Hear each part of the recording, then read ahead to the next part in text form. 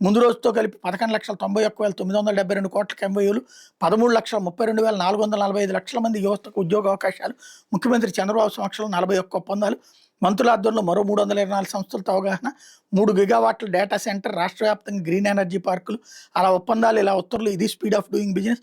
స్పష్టంగా కనిపించిన ప్రభుత్వ విధానం. రాష్ట్ర అభివృద్ధిలో భాగస్వాములవుతాం, యువతలో నైపుణ్యం పెంచుతాం, ఉపాధి అవకాశాలు కల్పిస్తాం. విశాఖ భాగస్వామి సదస్సులో పారిశ్రామిక దిగ్గజాల ప్రకటన, డేటా సెంటర్లు, వాటర్ రేవులు, సిమెంట్ రంగాల్లో భాగస్వామిగా ఉంటాం, 40,000 కోట్ల పెట్టుబడులు పెడతాం, hyper scale data centre Adani, మేము డేటా సెంటర్ పెడతాం, solar power plant, food park ఏర్పాటు చేద్దాం, సీఎం చంద్రబాబుతో రిలయన్స్ ప్రతినిధులు అన్నటువంటిది హైలైట్ చేశారు. అయితే 10 ఏళ్లలో $1 ట్రిలియన్ అంటూ ఈ లక్ష్యంతో పనిచేస్తాం సీఎం చంద్రబాబు. ఒక్కసారి ఎంఓయూ జరిగితే ఆ పరిశ్రమకి మాదే రియల్ టైంలో ప్రారంభింపజేస్తాం, వేగంగా అనుమతులు, ఎటువంటి వేధింపులు, ఇబ్బందులు ఉండవు, మినరల్స్, మైనింగ్, పోర్టుల రంగాల విస్తృత అవకాశాలు, లాజిస్టిక్స్, ఏరోస్పేస్, ఆక్వా, పునరుత్పాదక ఇంధనంలోను 2-3 రోజుల్లో మరో 5 గిగావాట్ల డేటా సెంటర్లకు ఎంఓయూ.